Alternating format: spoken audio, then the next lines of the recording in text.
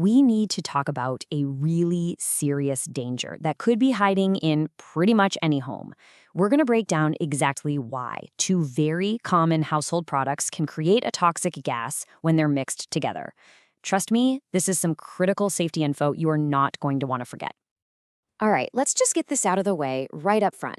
The single most important rule is this: never, ever, under any circumstances, mix bleach and rubbing alcohol. And I really can't stress this enough. This isn't just a friendly suggestion, it's an absolutely critical safety warning. So let's dive into what we're actually talking about here. It's two products you almost definitely have under your sink right now. On their own, they're fine, they're useful. But when you put them together, maybe you're thinking you'll make some kind of super cleaner. You accidentally create an incredibly dangerous situation. Okay, so let's meet our two key players. On one side, you've got your standard household bleach, which chemically is sodium hypochlorite. And on the other side, you've got rubbing alcohol, which is usually isopropyl alcohol.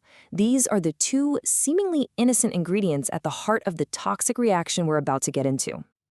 So what is it that actually happens when these two chemicals meet? It's not like just mixing juice. A powerful and, frankly, dangerous chemical reaction gets triggered, and it happens almost instantly. So let's break down the actual science of what's going on. And here's the sciencey part.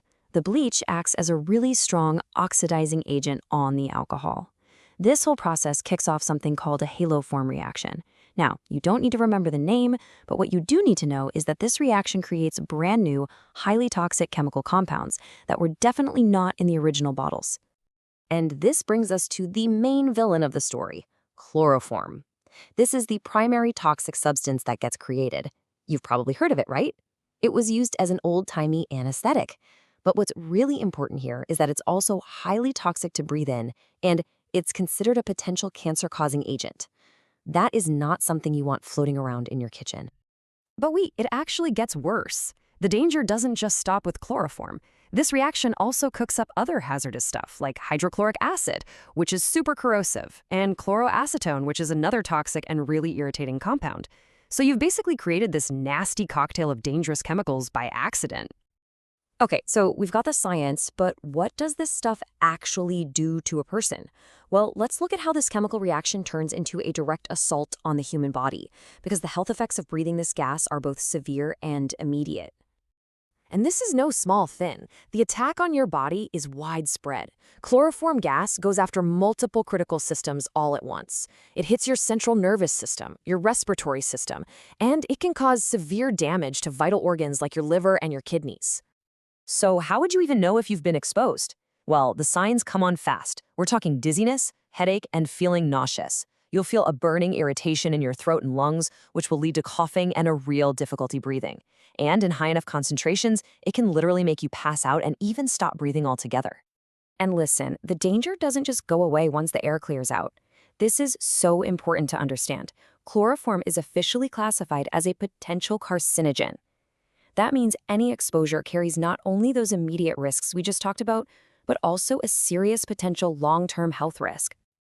Okay, we've talked a lot about the why. Now let's pivot to what is arguably the most important part of this whole explainer: what you need to do if this mistake ever happens. Knowing the right steps to take in an emergency can make all the difference. Our source material really nails this one. Chloroform has this distinct, kind of sweet but sharp smell. If you ever mix these two chemicals and notice an odor like that, your first and only job is get out of there. Don't hesitate. Just leave the area immediately. So let's make this emergency plan crystal clear. There are 3 simple steps. Step 1, evacuate. Get yourself, your family, your pets, everyone out of that contaminated space right away. Step 2, ventilate. If and only if you can do it safely without going back into the room, open some windows to get fresh air moving through. And step 3, seek help. If you feel any of those symptoms we talked about, any dizziness, coughing, anything, get medical help right away. Don't wait. This whole thing brings up a pretty big question. The bleach and rubbing alcohol mix is just one of several dangerous combinations you can accidentally make with cleaners you use every day. It really makes you wonder what other hidden dangers might be lurking under the sink. Let us know what you think. We're curious if you'd want us to cover more of these. Stay safe out there.